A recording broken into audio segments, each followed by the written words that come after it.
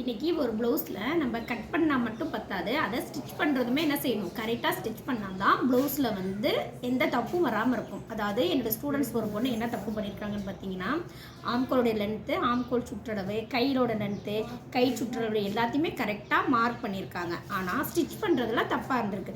அவங்களுக்கு என்னன்னு பார்த்தீங்கன்னா, எப்படி தான் ஸ்டிச் பண்ணாலும் இந்த ஆம்கோல் கிட்ட வந்து பிடிப்பாகவே இருந்திருக்கு. அவங்க சரி ஆம்கோலில் பிடிக்குதுன்னு சொல்லிட்டு 1/2 இன்ச் கீழே இறக்கி வச்சுருக்காங்க. அப்போயும் பிடிக்கிற பிரச்சனை வந்திருக்கு.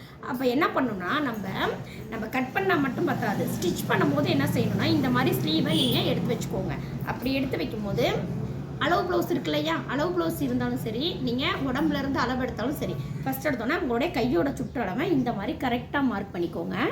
கரெக்டாக மார்க் பண்ணிவிட்டு அதுக்கப்புறம் ஆம்கோளுடைய சுற்றளவையும் என்ன செய்யணும், நம்ம இந்த மாதிரி பிடிச்சி கரெக்டாக இந்த இடத்துல இருந்து கை குழிவு, அதாவது கையோட ஆம்கோலோட சுற்றளவு இருக்கு இல்லையா, அதில் கரெக்டாக இந்த மாதிரி வச்சு தையல் எந்த சைடு போட்டிருக்காங்களோ அதுலேயும் மார்க் பண்ணிவிட்டு என்ன செய்யணும், இந்த மாதிரி புதுசாக தைக்கிறவங்க இந்த மாதிரி ஒரு கோடு போட்டு நம்மளுக்கு எவ்வளோ 1/2 இன்ச் தையலுக்கு விட்டோமா, அது வைக்கும்போது உங்களுக்கு லூஸாக வந்துச்சுன்னா இடுப்போட சுற்றளவையும் கரெக்டாக மார்க் பண்ணி இந்த மாதிரி ஸ்ட்ரைட்டாக நீங்கள் தையல் போடும்போது தான் கையிலலாம் வந்து பிடிக்காமல் இருக்கும்.